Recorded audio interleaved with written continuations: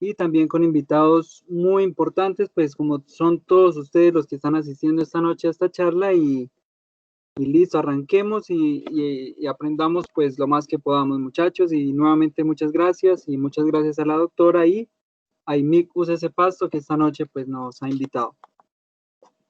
Entonces, cambiemos. Entonces, primero que todo, quiero que iniciemos nuestra charla con una pequeña reflexión.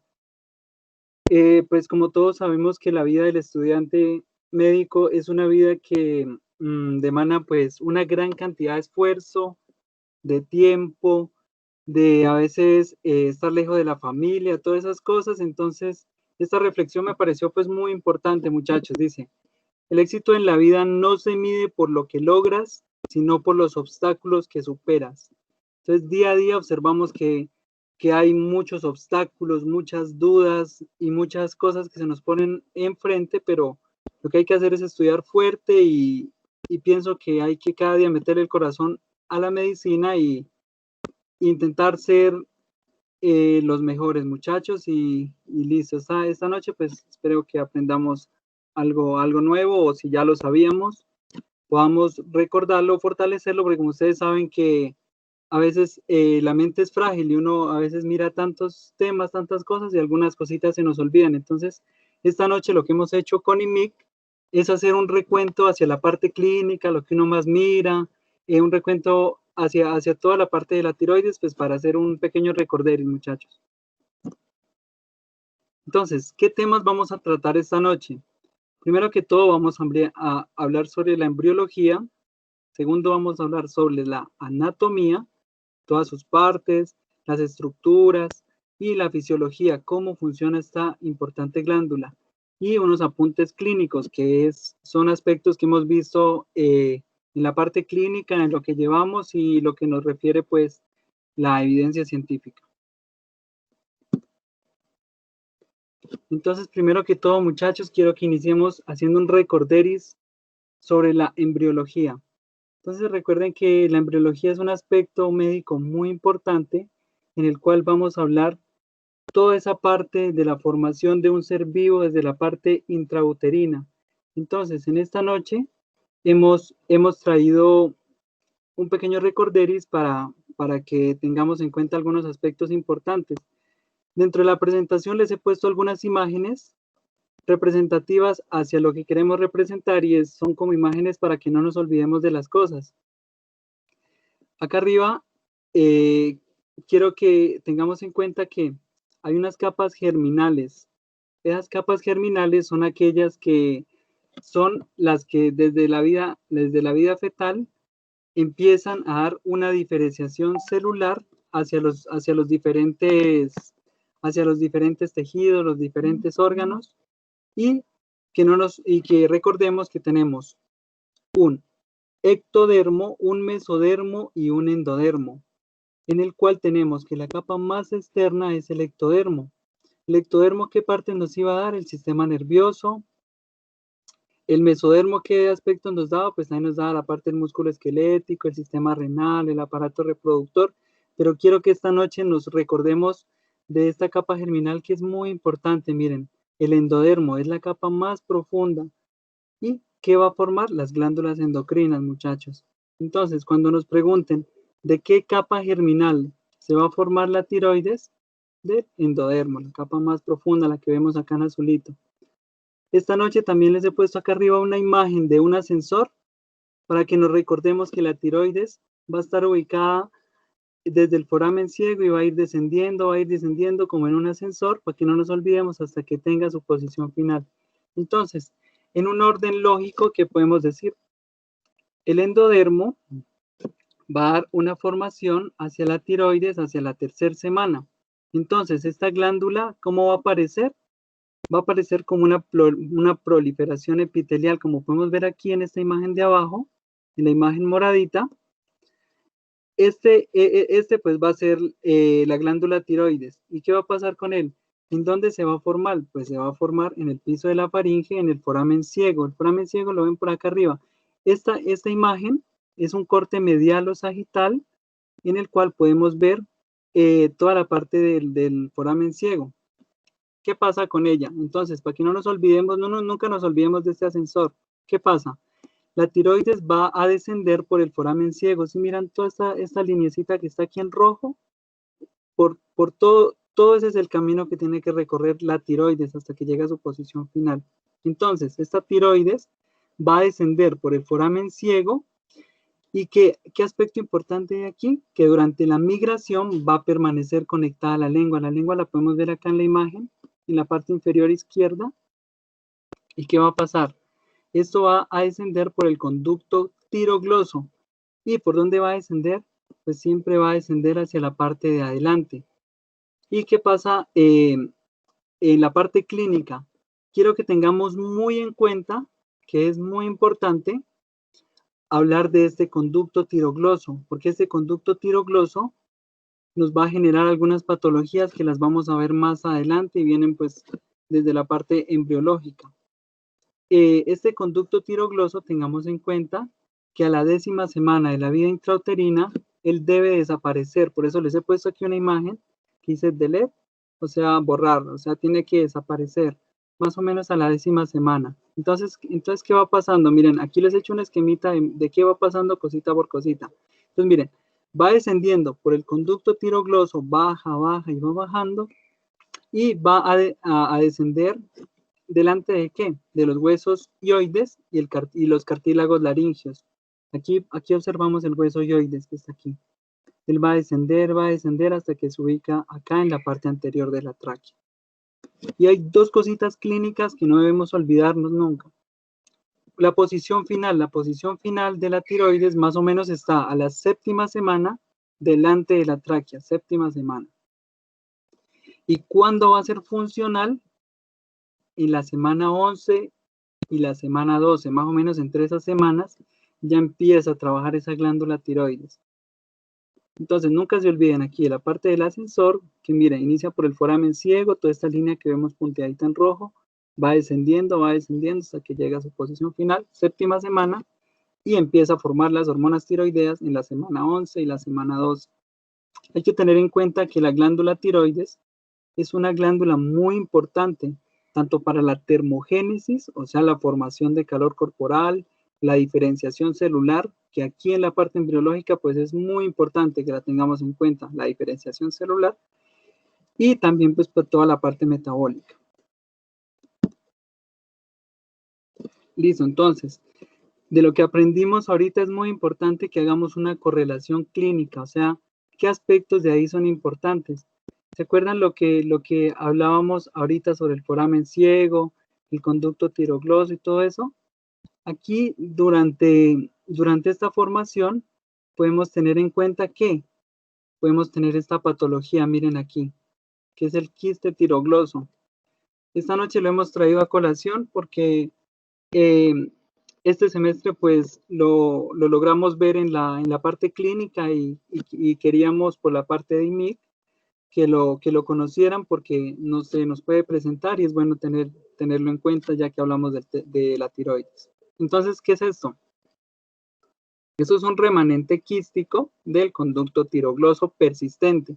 Miren, aquí este término es muy importante, persistente. ¿Se acuerdan que en la diapositiva anterior les decía que, miren, él debe desaparecer más o menos a la 10ª semana, pero si no desaparece, en ese trayecto se pueden formar quistes tiroglosos. Miran que en cualquier parte de ese trayecto se puede presentar. Pero lo que nos reporta la evidencia científica es que el 50% de estos quistes tiroglosos se presentan cerca o por debajo del hueso hioides. Miren aquí el hueso hioides. Aquí vemos la parte del mentón. Y lo más común y lo que también pues, nos permitió la clínica ver este semestre es el quiste tirogloso y lo tenía justamente ubicado donde lo tiene aquí el niño, que justamente hace pertenencia a esta posición de aquí, miren. Siempre tengámoslo en cuenta aquí. Y en la parte semiológica y clínica, hay que tener en cuenta que uno puede decirle al paciente, entonces uno le dice, señor, señora o niño, uno le puede pasar un poquito de agua para que él degluta y semiológicamente, ¿qué vamos a observar? Que este tirogloso va a tener movimiento a la deglución. Cuando la persona deglute, vamos a observar que este se mueve. Y nunca se olviden que va a estar en la línea media, miren aquí. En la línea media. Y se mueve a la deglución. Y eso es muy importante, pues, desde el punto de vista semiológico. Y aquí podemos ver en esta imagen de aquí, una vista anterior, en la cual, mire, tenemos la tiroides. Y vemos la ubicación. Aquí podemos ver, miren, acá arriba, los cartílagos tiroideos, el cartílago cricotiroideo, y vemos la ubicación de la glándula. Siempre va a estar aquí, desde la escotadura supraesternal, un poquito más arriba. Bueno, ya hemos visto una parte de la correlación clínica que iba muy acorde con la embriología y que es posible que lo veamos. También lo que nos reporta la evidencia científica es que más o menos ese quiste lo podemos ver más que todo en personas de los 20 años hacia abajo, y es más común en el sexo masculino, muchachos. Ahora hablemos un poquito de anatomía. ¿Cómo está formada esta glándula tiroides? Entonces, mire, primero que todo sepamos dónde está localizada, pues está localizada en la parte anterior del cuello. Aquí la vemos, la parte anterior del cuello.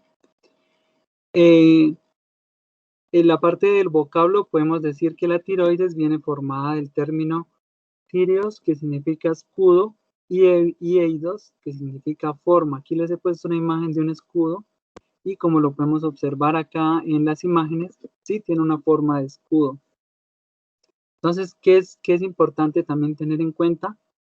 Las relaciones, porque con esas relaciones nosotros, cuando nos llegue un paciente, podemos hacer una buena palpación, que puede ser monomanual o bimanual, teniendo en cuenta pues estas relaciones anatómicas. ¿Dónde tenemos que buscar? Miren, delante de la tráquea, que es esta que observamos aquí, la tráquea está posterior, y acá en la anterior tenemos la glándula tiroides.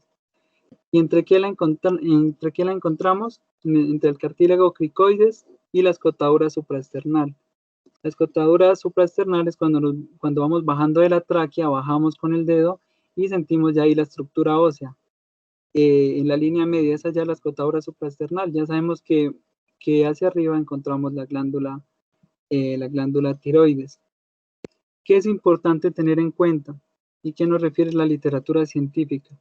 Que una glándula tiroides, cuando está sana, está funcional y no hay patología, es un órgano de carácter blando, es un órgano que es casi imperceptible a la palpación. Cuando ya empezamos a observar a la palpación semiológicamente un carácter duro, un aumento del tamaño de la glándula, eso ya nos puede referir patología. ¿Qué podemos decir en cuanto al peso de esta glándula, muchachos? Miren, el peso más o menos va de 12 a 20 gramos. Y pues vamos a tener unas dimensiones que hay que tenerlas en cuenta, que son muy importantes también. Más o menos de ancho tiene 4 a 6 centímetros, tiene un alto de 2 centímetros y un espesor de 2 centímetros. Y anatómicamente, entonces, ¿cómo está conformada esta glándula? Miren, vamos a tener un lóbulo derecho, un lóbulo izquierdo, y lo vamos a encontrar unido por un istmo. Entonces vemos que esta parte anatómica es muy importante. También, ¿qué nos refiere la literatura? Pero que no es tan común, es el lóbulo piramidal, la cual podemos ver en la imagen, debajo de la imagen que está como en negrito, miramos abajo que hay una prominencia en el istmo. Ese es el lóbulo piramidal. Pues no es común, pero pues también hay que tenerlo en cuenta anatómicamente, y lo refiere en la literatura. También, ¿qué hay que tener en cuenta? La parte de la irrigación es muy importante, o sea, cómo se nutre ese tejido. Entonces, la parte de la irrigación vamos a ver que es una parte tan importante para la vida del tejido como para la parte fisiológica. Entonces, aquí en la imagen de la izquierda he puesto unos punticos para que nos guiemos hacia lo que les quiero explicar. Entonces, en la parte de la irrigación, mentalmente es una forma digamos, son nombres que no va a ser difícil recordarnos porque, miren, no es difícil. Arteria tiroidea superior y arterias tiroideas inferiores. Y la imagen que está en verde ya la explicamos, pero esta no es tan común. Entonces, miren, en la imagen en azul, hablamos de las arterias tiroideas superiores, que son rama de ¿quién?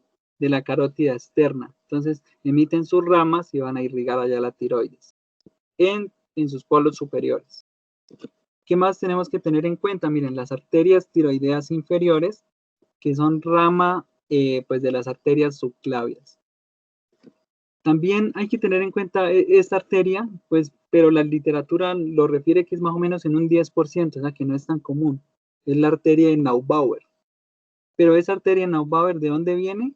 Esta sí viene, miren, de más acá abajo. Esta viene del callado aórtico o el tronco brachiocefálico.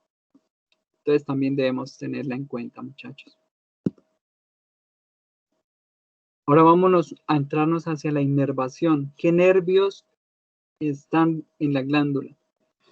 Aquí en la parte de la inervación, quiero que tengamos en cuenta y que lo recordemos nuevamente y para las personas que nos acompañan esta noche y no lo saben, que este nervio que vamos a hablar ahorita es muy importante, tanto del punto de vista para nosotros como médicos generales, como para el cirujano general, porque este nervio va a ser el encargado de inervar a las cuerdas vocales, que son las encargadas pues de lo que nos permiten hablar, toda la parte de la expresión oral. Y es este nervio que es muy importante, no se olviden, nervio laríngeo recurrente.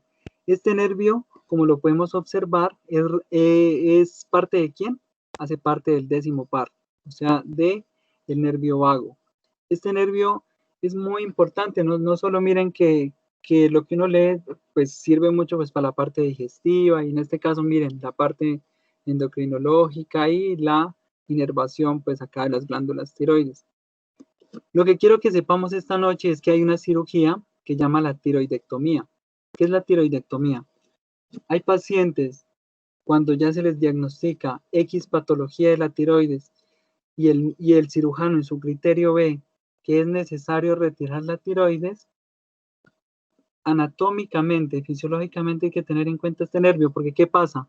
Durante la cirugía se puede presentar que seccionemos el nervio y si dañamos este nervio, el paciente puede quedar tanto disfónico, o sea, con una voz ronca, o puede quedar sin voz. Y también algo muy importante, como dijimos ahorita, que es el encargado de inervar las cuerdas vocales, los pacientes que tienen ese daño también pueden quedar presentando disnea y pues todo ese proceso de la dificultad para la respiración. Entonces nunca nos olvidemos del nervio laringo recurrente y que si vamos a hacernos una glándula, cuando un cirujano va a hacer una tiroidectomía, este aspecto es muy importante, tener en cuenta esta estructura anatómica. Fisiología. Entonces, metámonos ahorita a la fisiología.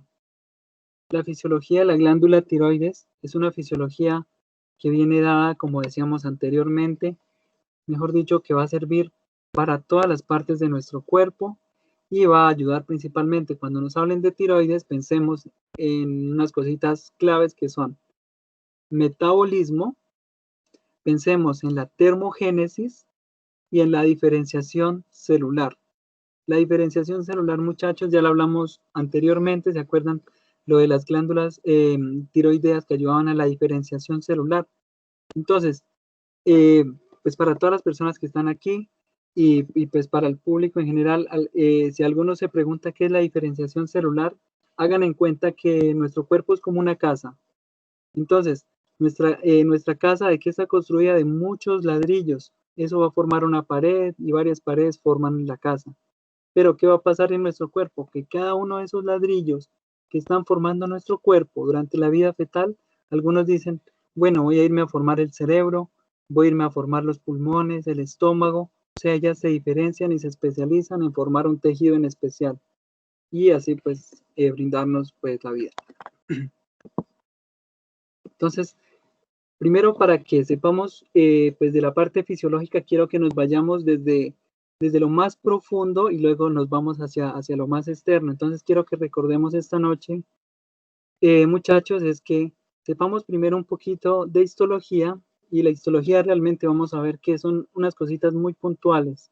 Entonces, como podemos ver, la unidad funcional de la glándula, o sea, lo que hace funcional a la glándula son los folículos tiroideos. ¿Y de qué están formados los folículos tiroideos? Pues miren, aquí afuera miramos los tirocitos. Cada puntico de moradito son los tirocitos.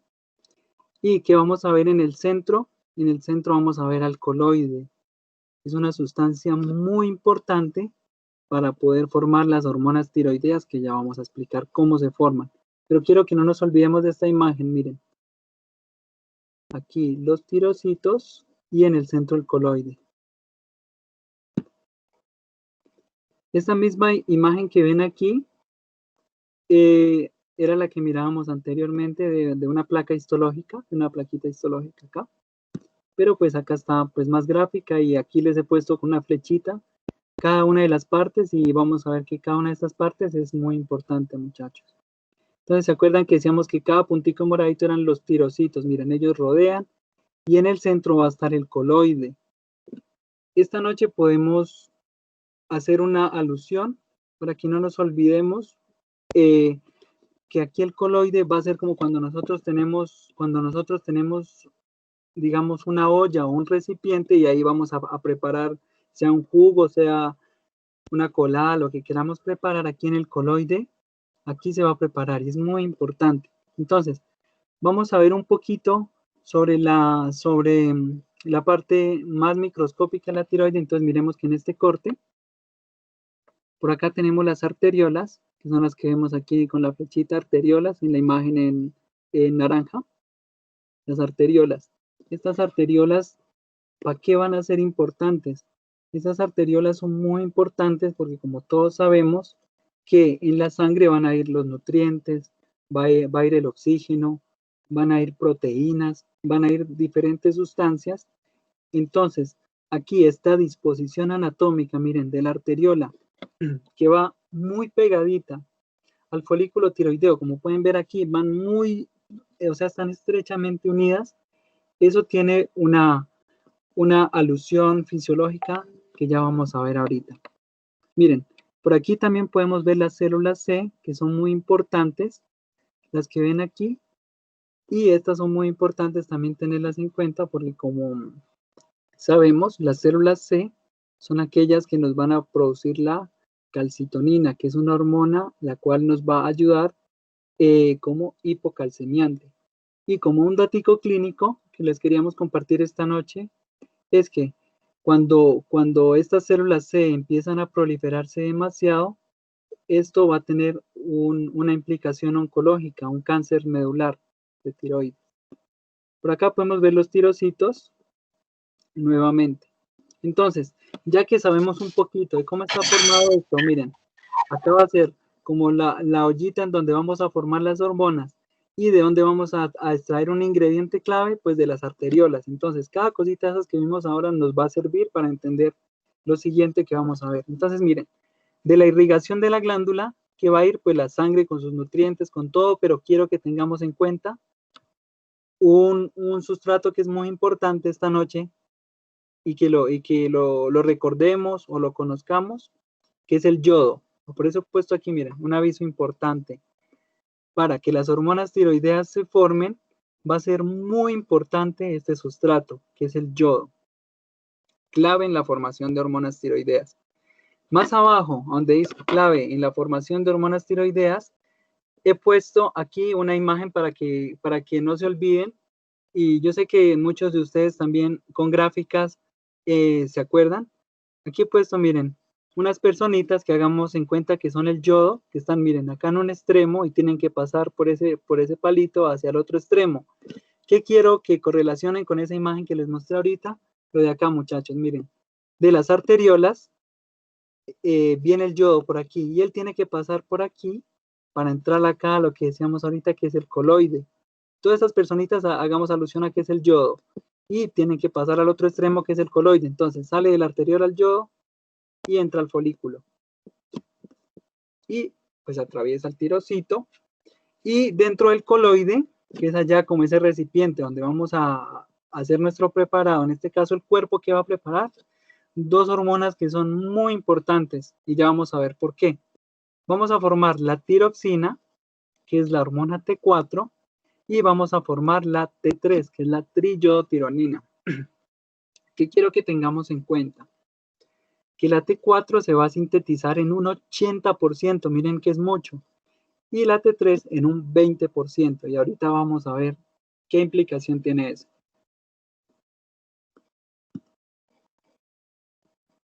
Entonces, el esquemita de acá, muchachos, es un esquemita a priori, para que uno diga, bueno, ¿cómo se forman las hormonas? Con este esquemita nos acordemos.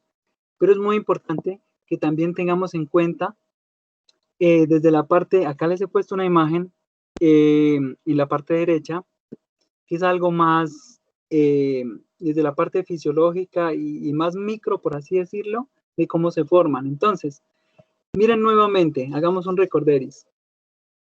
El yodo va a ingresar a la célula folicular por el NIS. ¿Qué es el NIS? Es un transporte sin porte, el cual va a ingresar dos cosas a la célula. Entonces, cuando hablemos del NIS, va a ser, digamos, como una persona con dos brazos, ¿cierto? O sea, va a entrar dos cosas a la vez. En una manito, ¿qué va a llevar? En una manito lleva el yodo y en la otra mano entra el sodio. O sea, en una mano el yodo y en la otra el sodio. Y aquí en la imagen de la derecha podemos ver que aquí tenemos el NIS. Entonces, mire, por aquí vemos que está el vaso sanguíneo y por aquí va el yodo, representado con la I, y por acá el sodio. Y le dice, listo, entremos para acá. Y llega y los entra junticos. Y entra al coloide por la pendrina. La pendrina es esta imagen que vemos acá en amarillito. Y listo. Entonces, ¿qué va a pasar ahí? Siempre que hablemos de la síntesis de hormonas tiroideas, tenemos que hablar que suceden tres cosas bioquímicamente muy importantes. Y son tres cositas claves. ¿Qué tenemos que tener en cuenta y recordar? Miren, la oxidación, la organificación del yodo y el acoplamiento. Entonces, ¿qué va a pasar? En la organificación del yodo vamos a tener la tiroperoxidasa, que aquí les he puesto aquí una imagen de un Pac-Man, que es muy importante que se acuerden de este Pac-Man. ¿Por qué? Porque esta tiroperoxidasa va a ser blanco de enfermedades autoinmunes. Entonces, en la parte médica, vamos a pedir, van a observar de los médicos y en los exámenes clínicos que piden un examen anti-TPO, o sea, antiperoxidasa. ¿Por qué? Porque en las enfermedades autoinmunes atacan este. Listo. Entonces, hablemos de la oxidación. Entonces, esta tiroperoxidasa, ¿qué hace? Oxida el yodo. ¿Y qué va a pasar después? Necesitamos organificarlo, una organificación del yodo. Entonces, ¿qué va a pasar en la organificación? En la organificación lo que pasa es que los residuos tirosilos de la tiroglobulina van a formar dos cositas que son muy importantes. Miren, una monoyodotironina y una diyodotironina. Entonces, para que nos acordemos de dónde viene el nombre, mono significa uno y di significa dos. Va a formar una sustancia que tiene un yodo y una sustancia que tiene dos yodos. Y cuando ya tenemos esas dos sustancias muy importantes, ¿qué vamos a hacer? Un acoplamiento. En la imagen de acá, muchachos, les he puesto como una personita con con herramientas, como que va a ensamblar algo. Es para que se acuerden de esto, del acoplamiento. Entonces, ¿qué hace fisiológicamente este acoplamiento? Pues, ¿qué hace? Como ya se formaron, cuando dice 2 y 2, son las dos diyodotironinas. Entonces, 2 y 2, 4, forman la T4. 2 diyodotironinas forman la T4 en un 80%, muchachos. ¿Y qué va a hacer para que se forme la T3? Pues tenemos que unir el número 2 y el número 1, o sea, una diyodotironina y una monoyodotironina. Entonces, miren, muchachos, en esta noche quiero que también tengamos en cuenta que aquí, cuando les he mostrado la T4, he puesto aquí una imagen como de una bodega. La T4 va a ser una reserva en nuestro cuerpo, digamos, para algunas situaciones, pero en cambio la T3, miren, acá les he puesto un bombillito encendido, porque esta es la forma activa de la hormona tiroidea. Miren, se puede formar mucha T4 y muy poquita T3, pero la que va a ser con gran potencia. Aquí también he puesto una imagen, mire, una máquina con mucha fuerza y de forma activa es muy potente. Miren, es 3 veces más potente que la T4. Listo. Listo, ya se formó todo eso, pero necesitamos transportarlo y metabolizarlo. Entonces, vamos nuevamente a esto. Miren, las hormonas llegan por la sangre, ¿cierto? Listo, ya se formó la hormona, ahí donde decíamos que era como la yita, que es la formación, y otra vez sale, miren, al torrente sanguíneo estas hormonas. ¿Y por qué van a ser transportadas? Pues por unas proteínas. 3 proteínas claves, miren. La TGB, que es la Thyroxine Binding Globulin, la TTR, que es la transtiretina, y la albúmina. Estas 3 son muy importantes pues, para transportar las hormonas tiroideas. Entonces, quiero que nos acordemos que no solo va a ser transportada por proteínas, sino que también van a salir unas en carácter libre.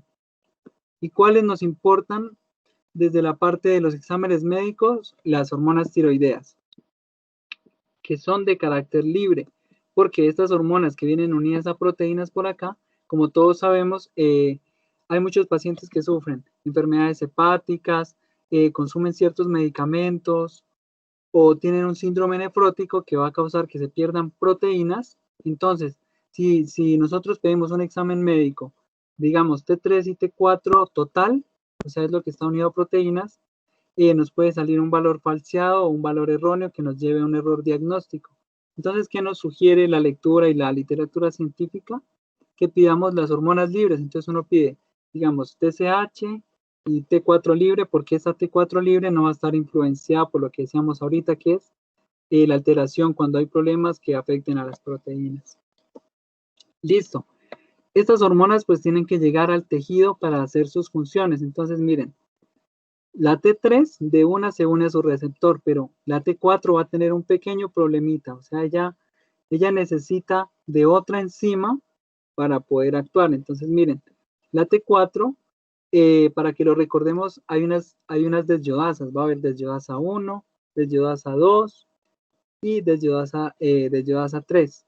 Entonces, cuando ya se forma la hormona tiroidea y digamos llegó a los tejidos, la T4 dice necesito algo para que me active. Entonces llega la desyodasa 1 y le dice listo, yo te voy a activar. ¿Y qué hace? Le quita un yodo a la T4. Entonces como ya le quita un yodo, va a quedar como T3 y se va a unir al receptor.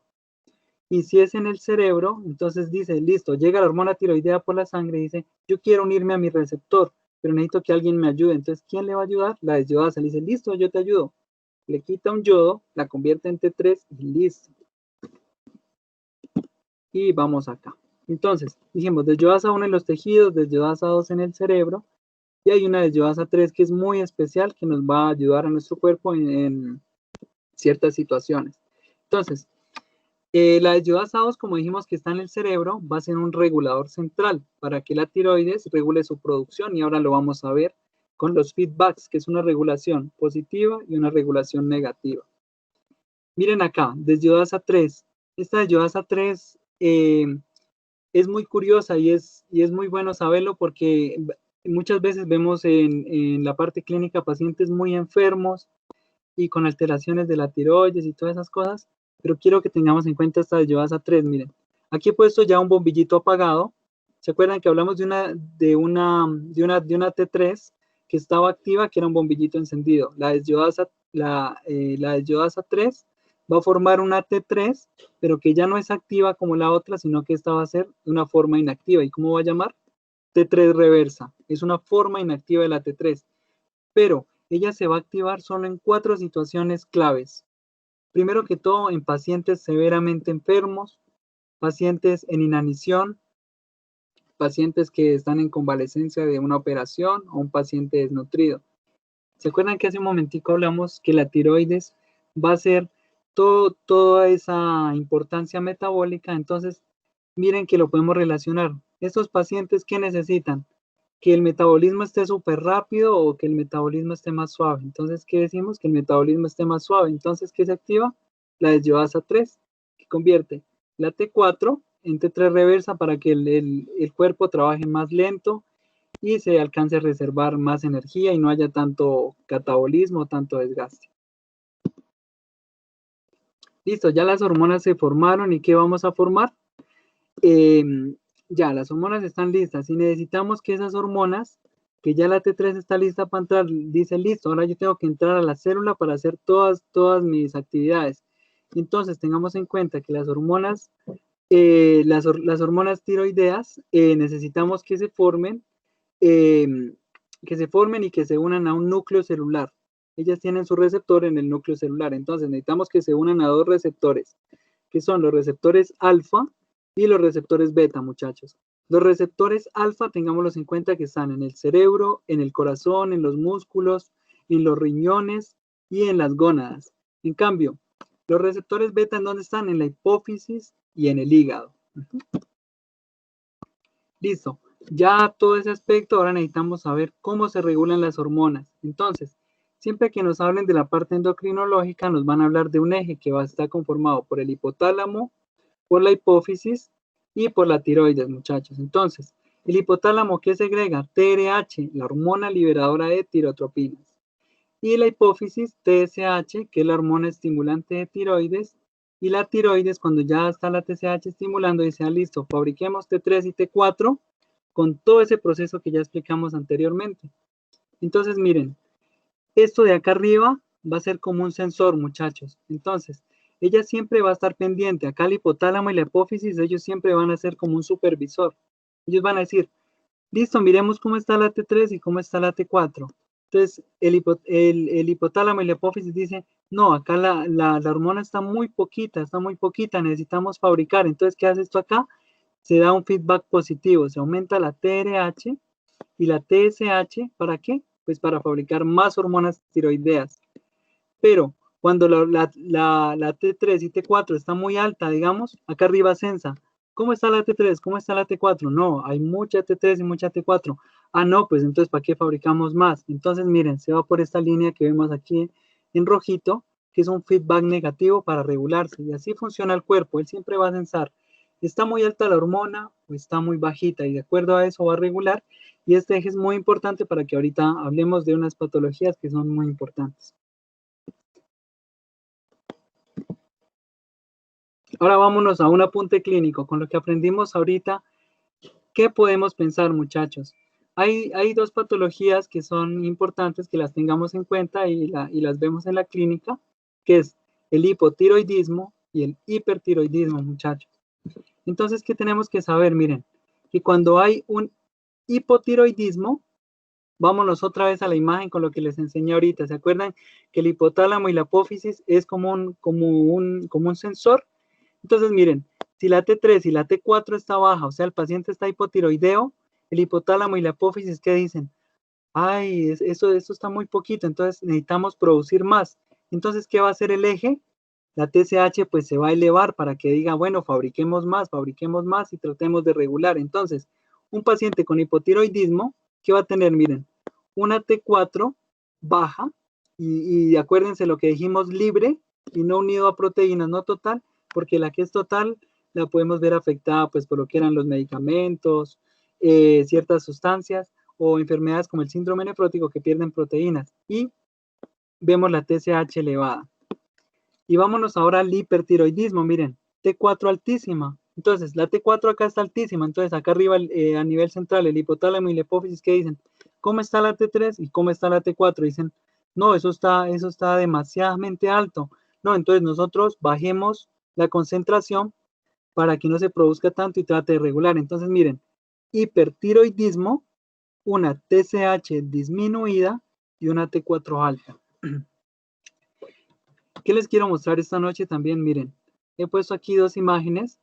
Miren, acá he puesto un número gordito para que no nos olvidemos que el hipotiroideo siempre va a tener la tendencia a ganar peso, a estar con edemas. En cambio, miren el hipertiroideo. Es un paciente flaco, un paciente delgado.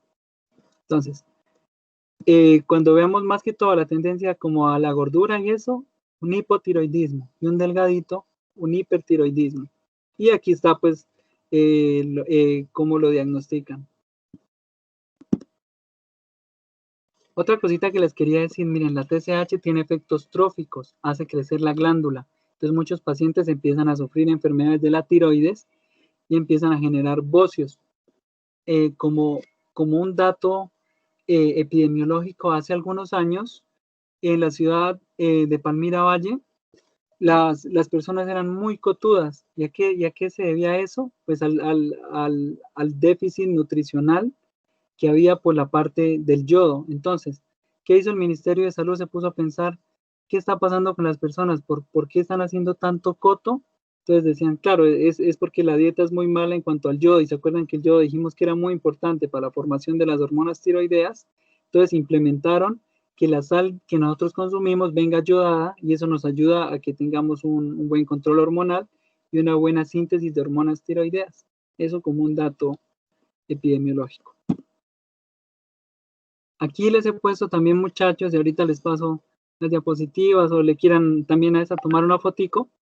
Son unos valores, miren, muchachos, de la TSH, de la T4 libre y de la T3, para que lo tengamos en cuenta, porque es bueno saberlos o tenerlos apuntaditos, porque uno no sabe que nos toque un rural en cierta región y a veces los laboratorios no nos dan los valores, pero aquí lo que más se encuentra en la literatura es que, miren, la TSH va de 0.4 a 4.0 unidades internacionales mililitro, la T4 va de 0.8 a 1.9 nanogramos mililitro, la T3 de 2.1 a 4.7 picogramos mililitro.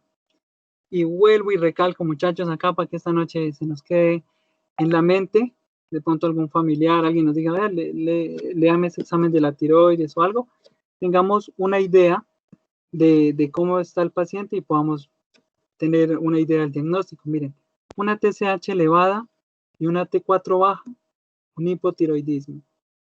Una TSH disminuida y una T4 alta, un hipertiroidismo, muchachos. Y acá pues les he puesto un esquemita. ¿Qué debemos hacer entonces?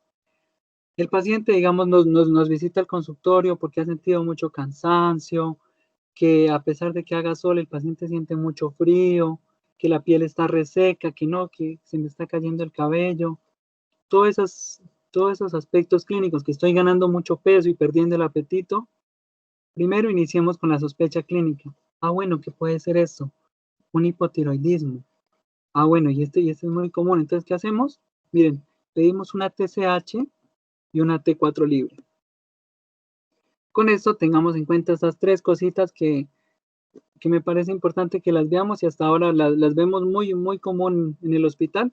Miren, el eutiroidismo, el hipotiroidismo subclínico y el hipotiroidismo primario. Entonces, el hipotiroidismo primario es ese paciente que ya viene con síntomas, y a los valores de los exámenes que le pedimos, miren, una TSH elevada y una T4 baja. Pedimos, es un hipotiroidismo primario. Miren este de acá, una TSH elevada y una T4 normal, un hipotiroidismo subclínico. Ahora pensemos una cosita, y algunas veces, no sé si nos hemos preguntado, bueno, ¿y un hipotiroidismo subclínico qué es? Entonces, lo que nos referencian los libros es que son, o sea, unos valores bioquímicamente como un hipotiroidismo, pero miren aquí, una T4 normal y una TSH elevada. Uno dirá, bueno, por TSH un hipotiroidismo, pero miren esta T4 normal, entonces me pone a pensar que. Entonces, ¿ustedes qué tienen que hacer en ese momento? Tienen que irse a interrogar los síntomas clínicos. Un hipotiroidismo subclínico, todas las asociaciones de endocrinología dicen, tratémoslo en unas condiciones especiales. Entonces, siempre pensemos que hay unas condiciones especiales en la cual vamos a tratar al paciente con un hipotiroidismo subclínico. Entonces, para que lo tengamos en cuenta, entonces, listo, ya me llegó el valor del laboratorio, y entonces uno le dice al paciente, señor, usted ha sentido cansancio, ha sentido debilidad, ha aumentado de peso, o alguna de estas cosas. Entonces el paciente, la respuesta puede decir sí doctor o no doctor. Si es sí doctor, nos está confirmando que es un paciente que tiene un hipotiroidismo subclínico, pero que está presentando síntomas. Entonces, ¿qué pasa? Cuando hay síntomas, ¿qué nos refieren las guías? Bueno, tratemos a este paciente. ¿Y cómo lo tratamos? Pues con la levotiroxina. Otra condición muy especial es que nos vayamos a ver la TSH también. Si es una TSH, fijémonos, ¿es una TSH menor a 10 o es mayor a 10? Si es mayor a 10, tratémoslo. Pero si es una TSH menor a 10, entonces pensemos. Síntomas clínicos, bueno, tratémoslo. ¿Qué tiene? Anti-TPO, que fue los que dijimos ahorita, ¿se acuerdan, muchachos, del Pac-Man? Que era la enfermedad autoinmune que atacaba ahí esa estructura. Entonces, un anti-TPO positivo, bueno, tratémoslo también. Bueno, nuestro paciente tiene una enfermedad cardíaca, entonces tratémoslo. Entonces, siempre vayamos a fijarnos. Hipotiroidismo subclínico, listo. T4 normal y TSH elevada. Entonces, pensemos dos cositas. ¿Nuestro paciente tiene síntomas o no tiene síntomas? La TSH está mayor a 10 o menor a 10. Si es mayor a 10, tratémosla. Si es menor a 10 y tiene síntomas clínicos, anti-TPO positiva o una enfermedad cardíaca grave, pues tratémoslo. Pero si es una TSH menor a 10 y el paciente dice, no, doctor, pero yo me siento bien, me siento normal, entonces, ¿qué nos dice la evidencia a esos pacientes? No hay que tratarlos y lo que hay que hacer es hacerles un control médico para en el momento en que esto se altere o presente síntomas, empezar a tratarlo con la levotiroxina. Y pues acá en la esquinita de acá, pues miren, es un paciente normal, una TSH normal y una T4 normal. Entonces, muchachos, quiero que esta noche nos llevemos en la mente algo muy importante. Aquí en la imagen de la derecha, pues un regulador, para que no nos olvidemos, un regulador metabólico. ¿De qué se encarga la tiroides, muchachos? Miren, termogénesis, formación de calor. Entonces, si el cuerpo empieza a degradar muchos carbohidratos, muchos lípidos, muchas proteínas, o sea, está en un estado hipermetabólico, como es en el hipertiroidismo, que todo está para arriba, el paciente que va a sentir calor, intolerancia al calor, es el paciente que no tolera el calor y le molesta y todo eso. Pero si es un paciente que está para abajo, como es un paciente hipotiroideo, es un paciente que empieza a sentir demasiado frío. Entonces, en la parte de la termogénesis, demasiado frío. ¿Qué más va a influir? Miren, que va a influir en muchas cositas. Frecuencia cardíaca y presión arterial. Un paciente hipertiroideo tiene tendencia a la taquicardia y va a tener tendencia a la hipertensión. En cambio, un hipotiroideo va a tener tendencia aquí a la bradicardia y a una hipotensión. En el sistema gastrointestinal es muy importante que consultemos, señor, ¿usted ha tenido diarrea o ha tenido estreñimiento? Miren, el hipertiroideo tiene tendencia a la diarrea y el hipotiroidismo tiene tendencia a la constipación, o sea, al estreñimiento. ¿Qué más? El uso de los lípidos, miren, todo lo metabólico, lípidos, glucosa, captación de glucosa, todas esas cosas. Y quiero que tengamos en cuenta algo muy importante también cuando tengamos un paciente con enfermedades tiroideas, pidámosle un perfil lipídico, muchachos. ¿Qué nos dice la evidencia? Que la LDL en ellos va a estar aumentada. ¿Y por qué va a estar aumentada? Miren, porque si es un paciente hipotiroideo, va a haber disminución del catabolismo del colesterol. Entonces, es un paciente que tiene una hipercolesterolemia y vamos a observar un LDL elevado. También, ¿para qué nos va a servir la hormona tiroidea? Mire, para el crecimiento, desde que el bebecito nace, crece, se desarrolla, llega a la vejez, lo mismo la niña, ellos necesitan de hormonas tiroideas. Esta noche quiero que también tengamos en cuenta algo muy importante y que no se nos debe pasar por la cabeza. Siempre que un niño nace, es muy importante que le midamos en el cordón umbilical como primera opción, o si no se puede en el talón, un examen de la TSH, muchachos, que nos va a permitir que diagnostiquemos a tiempo un déficit de las hormonas tiroideas en los nenes. ¿Por qué? Porque si no lo diagnosticamos a tiempo, ¿qué nos puede presentar el niño? Un cretinismo. La imagen de acá es una imagen de una nenita pues que está sufriendo de cretinismo.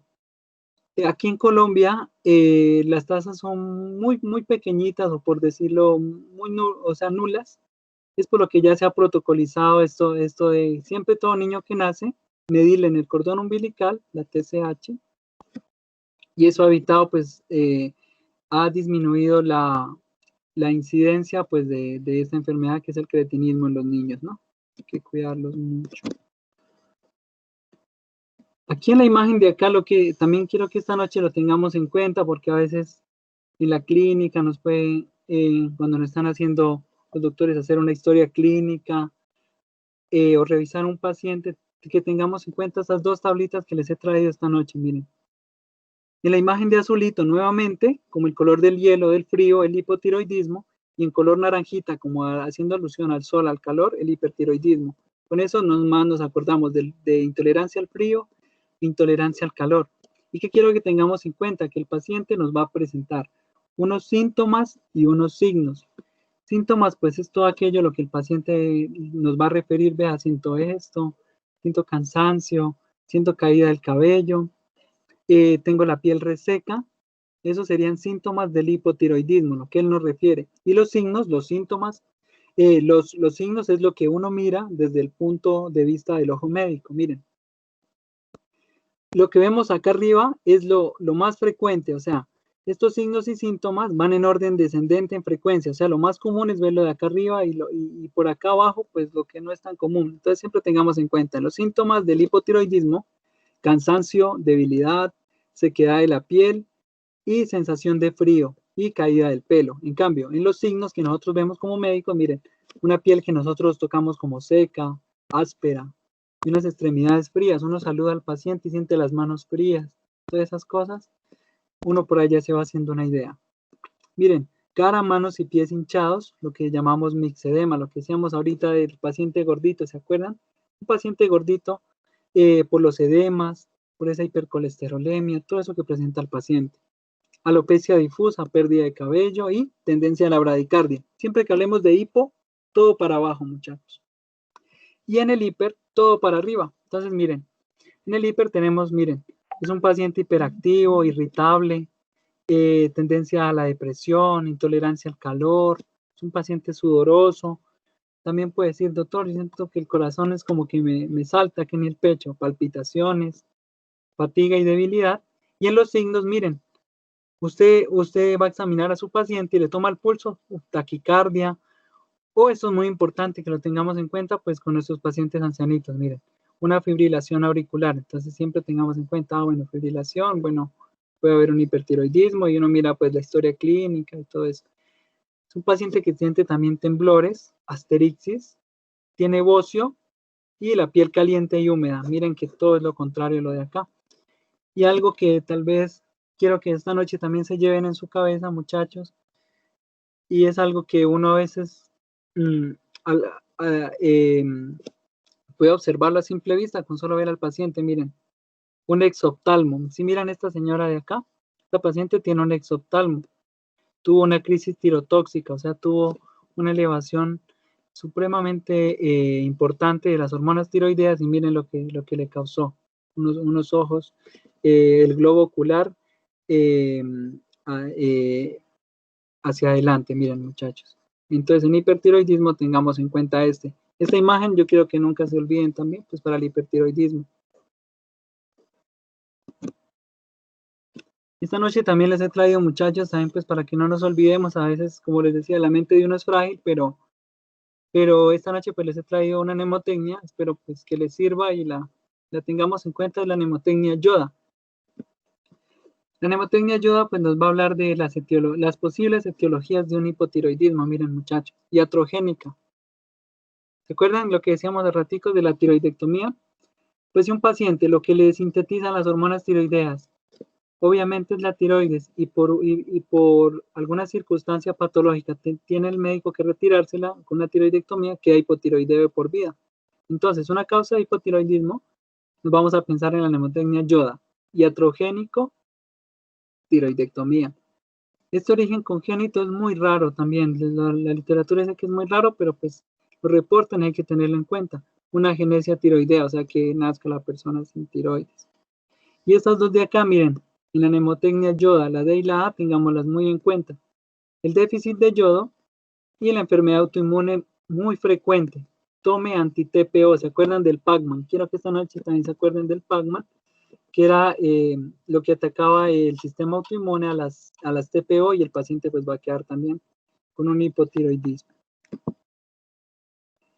También quiero que esta noche tengamos en cuenta el hipotiroidismo materno que va a ser muy importante que lo tengamos en cuenta pues con las mamitas, tanto las que están en embarazo como las que quieren quedar en embarazo. Siempre hay que, cuando una mujer dice, doctor, yo quiero quedar en embarazo, vayamos a medirle la TSH para que ella pueda tener un embarazo totalmente normal y un embarazo seguro, tanto para ella como para el pequeñín.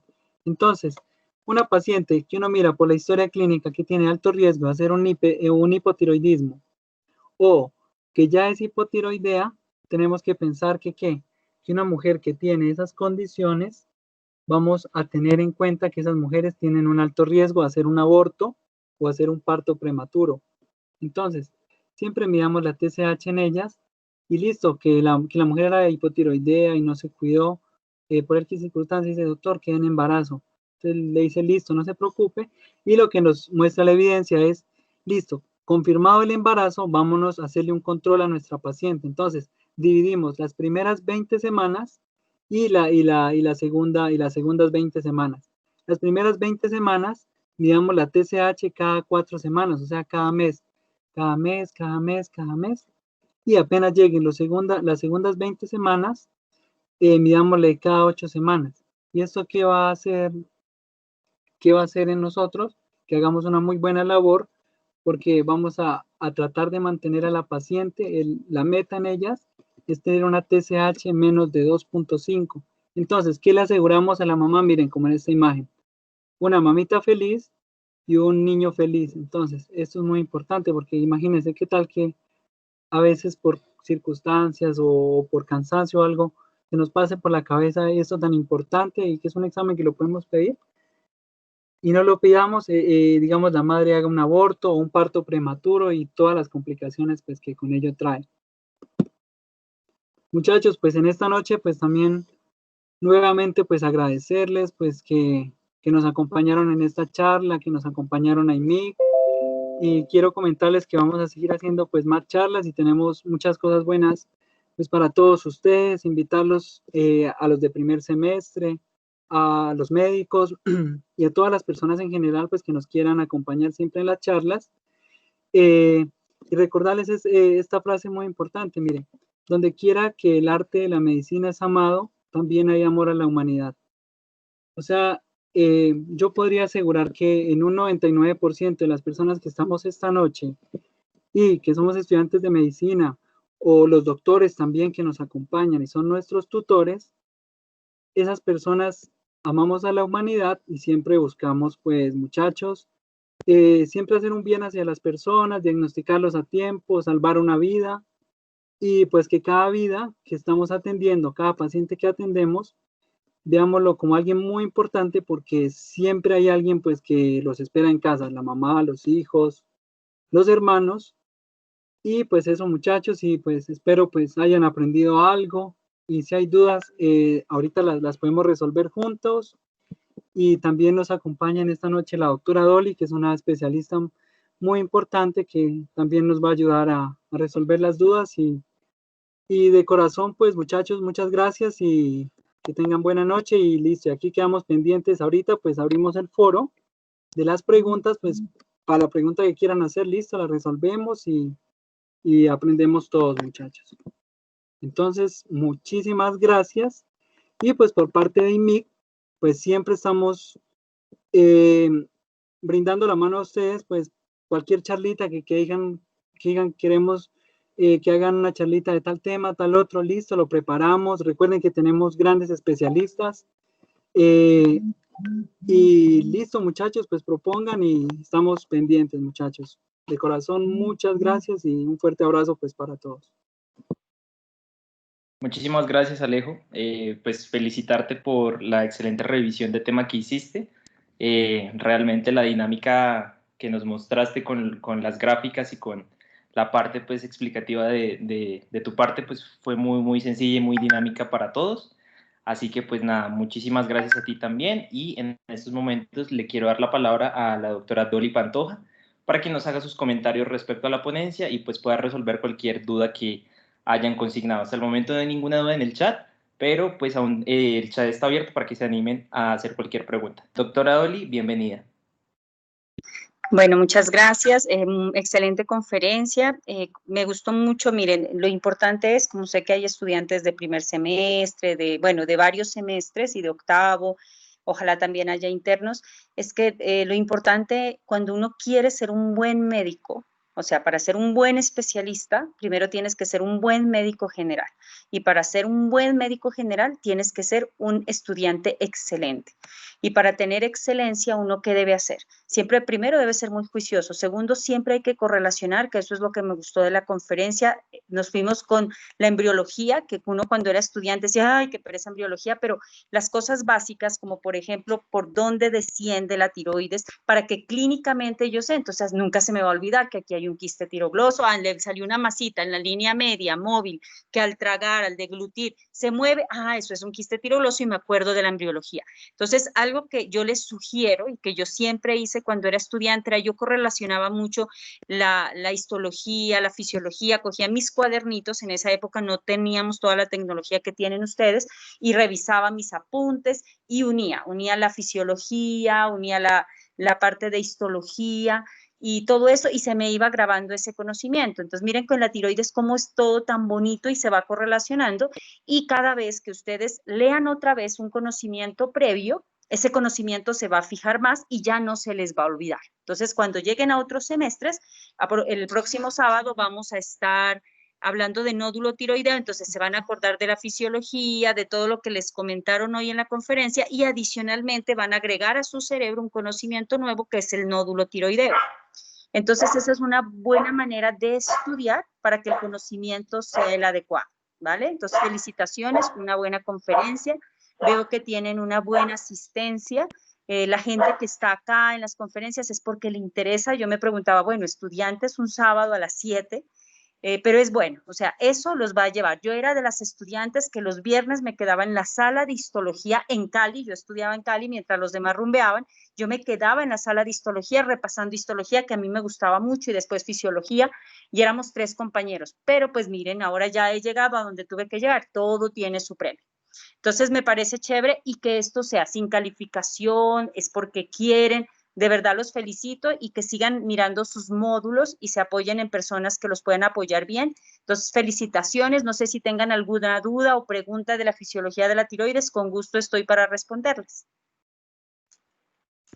Sí, Doc, tenemos acá una pregunta de Daniel Santiago Martínez Cabrera, en donde nos dice, ¿hay algunos casos en los que sea necesario o importante pedir una T4 o T3 totales?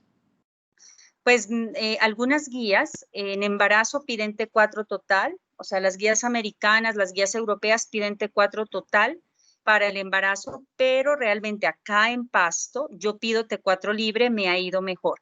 ¿Por qué se pide la T4 total? Por todos los cambios que hay a nivel del embarazo y de las proteínas transportadoras de la tiroxina, como nos explicaban en la conferencia.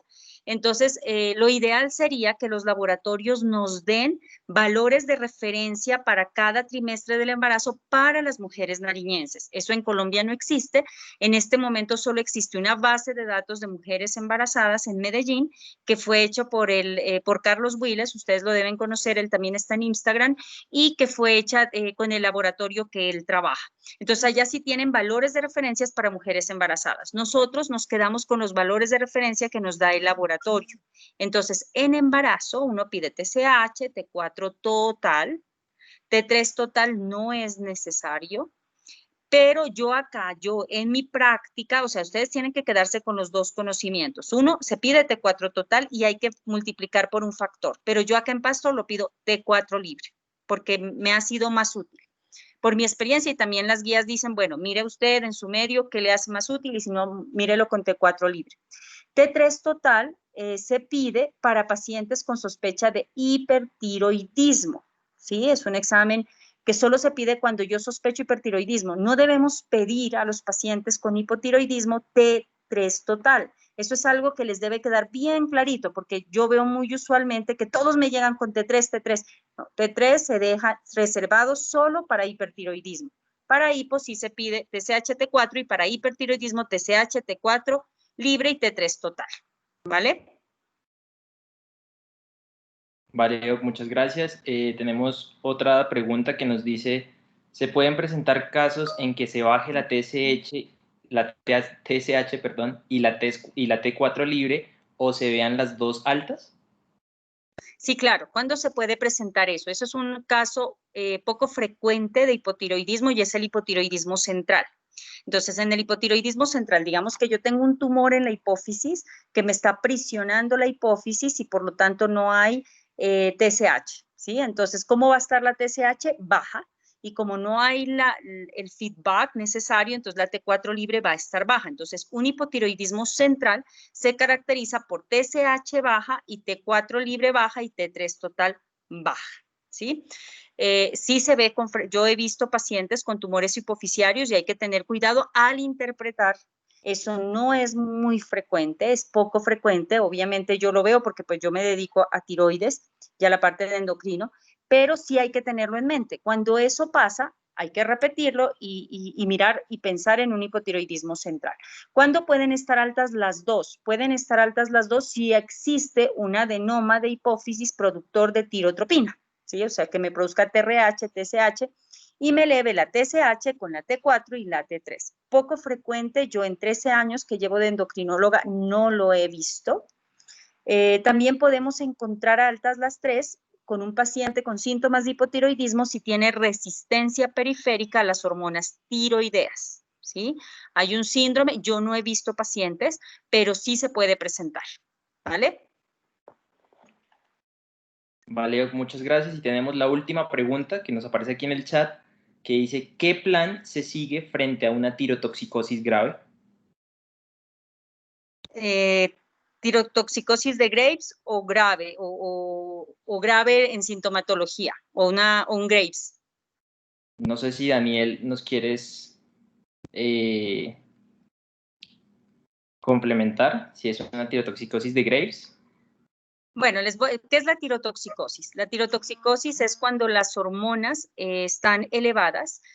Podemos tener tirotoxicosis transitoria, es decir, miren, puede haber, digamos, hablemos de una tiroiditis subaguda, dolorosa, que el paciente siente dolor, tuvo un episodio gripal, le da dolor en la tiroides que es poco frecuente y empieza a hacer signos de hipertiroidismo, taquicardia, temblor, todo lo que es el hipertiroidismo, y fue que por algo viral se cruzó la autoinmunidad y se inflamó la tiroides. Y claro, al inflamarse la tiroides hay destrucción de todas las unidades tiroideas y hay salida del coloide del T3 y la T4, se sale toda esa reserva que hay y le da un hipertiroidismo. Pero pasa un mes, 2 meses, esas reservas se caen y el paciente entra en hipotiroidismo. En esos casos, solamente se debe dar beta bloqueadores. Eso, mire que todo eso se hace por historia clínica. Lo otro ya es un hipertiroidismo, como una enfermedad de Graves, donde yo tengo anticuerpos estimulantes de la tiroides que me llevan a producir T3 y T4, produzco en grandes cantidades, y puedo llevar a una crisis o a una tormenta tiroidea, que es una enfermedad severa, el paciente tiene intolerancia al calor, puede llegar a estar algo febril, tiene taquicardia, puede tener alteración del sensorio y es necesario llevarlo a la UCI. Estos pacientes se manejan idealmente en UCI cuando es severo, se hace beta bloqueo, se coloca metimazol, se colocan medidas de soporte, es necesario tener en cuenta ¿qué es se me fue la paloma? Cuando uno hace la escala de riesgo de tormenta tiroidea y se los maneja en UCI. No es frecuente, pero sí vemos muchos pacientes que han llegado ahora en esta pandemia. Pues yo no estoy en el ámbito hospitalario porque no estoy ahorita en el hospital departamental, pero sí en ProInsalud vimos 2 pacientes con riesgo de tormenta tiroidea. Vale, muchas gracias. Bueno, acaba de enviar la última, bueno, digamos que la última pregunta. Tranquilo, no hay problema. Un invitado nos dice, ¿cómo se diferencia un hipertiroidismo de enfermedad de Graves de uno de origen subclínico?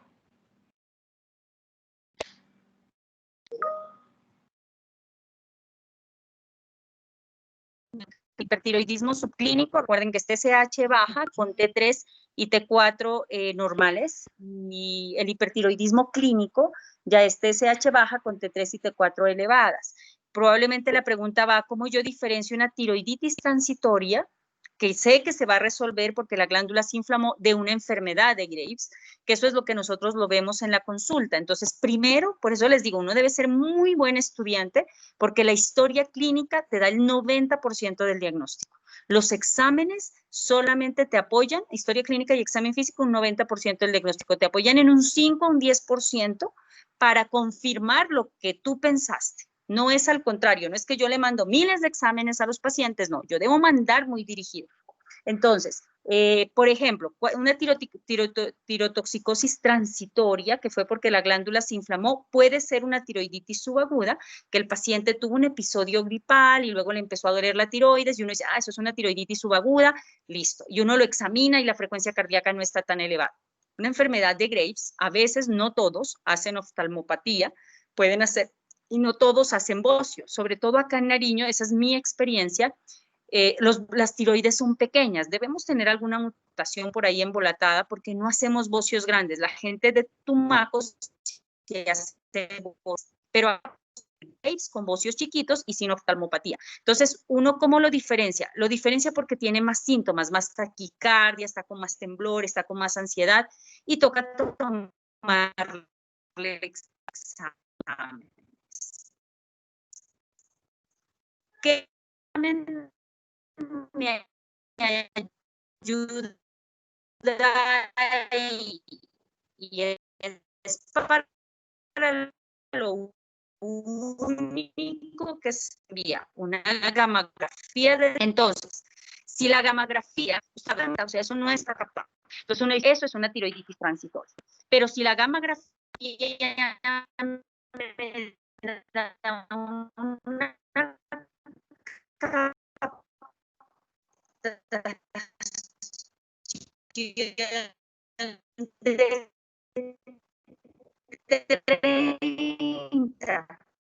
Qué pena, Doc. Ojo, para hipotiroidismo, para un poco la señal.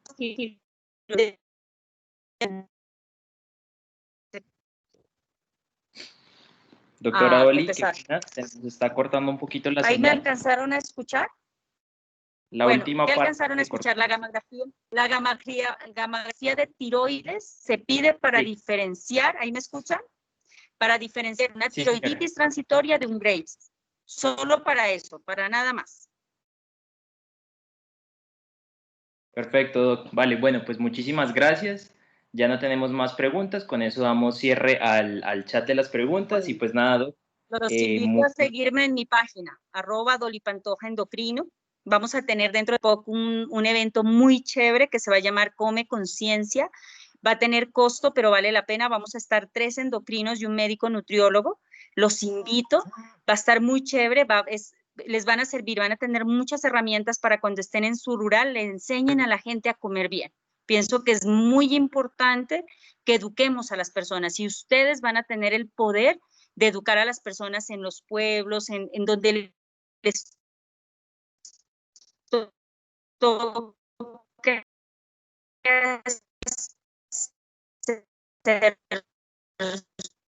su